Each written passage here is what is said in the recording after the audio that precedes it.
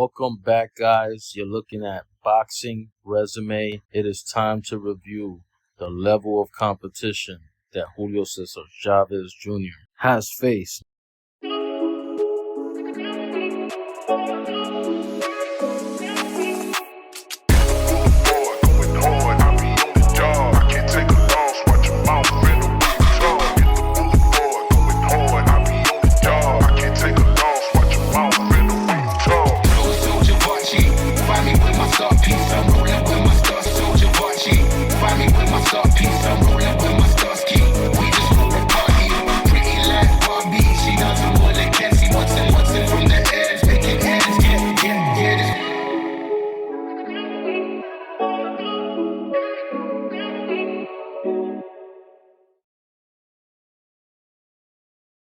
The first guy worthy of mentioning is Carlos Molina.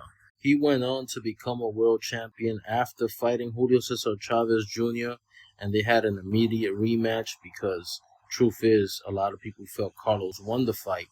But in the rematch, Julio Cesar Chavez did a lot better and earned the victory, which aged well for him since, like I said, Carlos Molina went on to fight a who's who after this. Then Junior fought Matt Vanda, who's a veteran. He really has an upset mentality, and he beat Bori Campas, but he lost most of his big fights. Chavez and Vanda had an immediate rematch, which saw Julio Cesar Chavez Jr. do a lot better, and he won a unanimous decision. First fight was a split decision victory. I agree with both decisions. I have no problem with that, but this definitely helped Chavez move forward.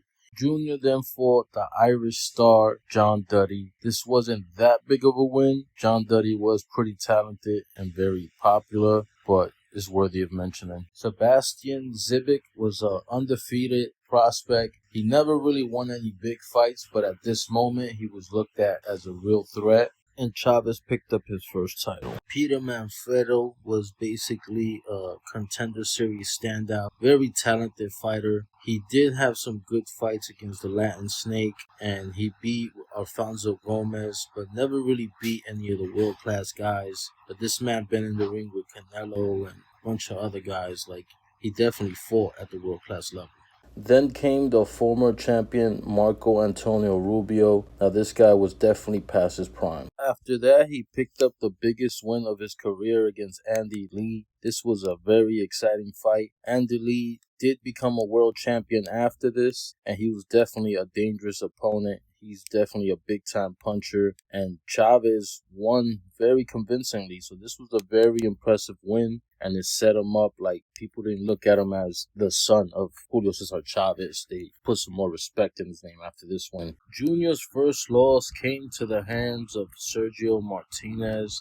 Now, Sergio is a legend in my opinion, and he did spank Chavez Jr., but in the 12th round, as you can see, it was one of the most exciting rounds, and Chavez almost pulled off the knockout, and it's still a good look for Chavez Jr.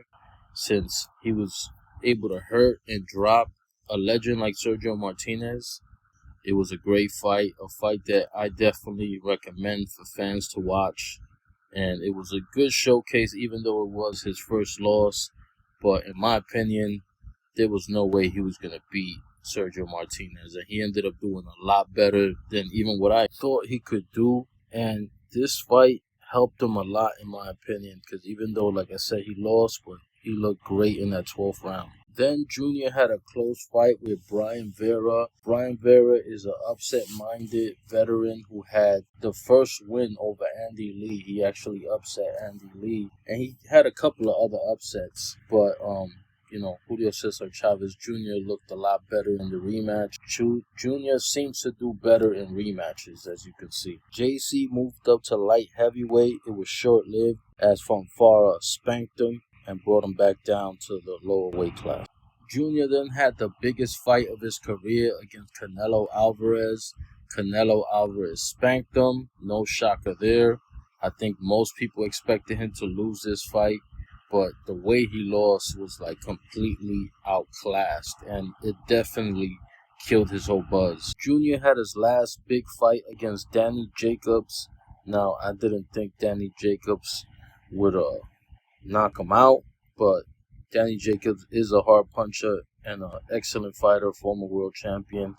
And JC definitely tried. I think he put a strong effort, but at the end, he ended up quitting on the stool, which he got criticized for, and he put a lot of shame on his dad. His dad definitely don't play that, so not a good look.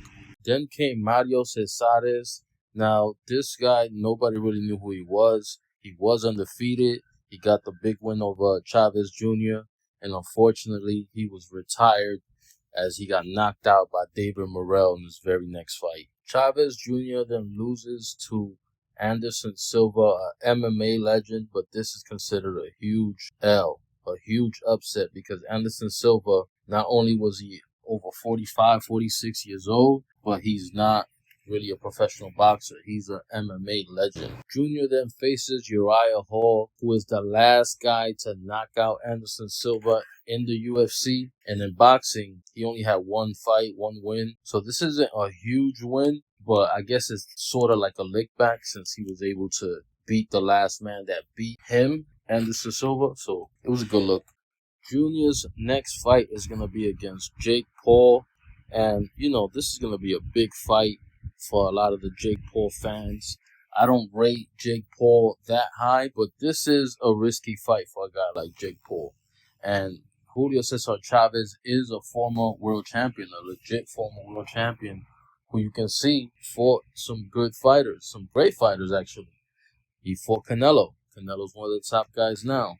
So, overall, the rating of this resume, I have to rate it pretty high because he fought some rematches against some significant fighters, some real boxers.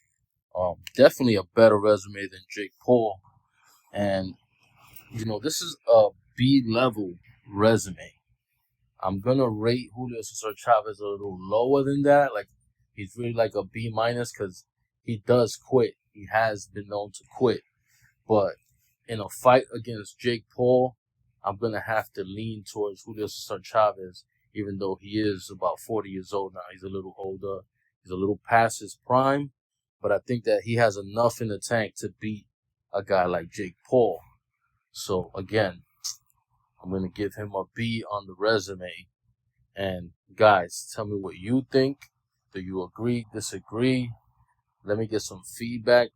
Let me know who else should I talk about. Whose resume should I review next? Thank you for watching. Don't forget to like, comment, and subscribe. Thank you very much.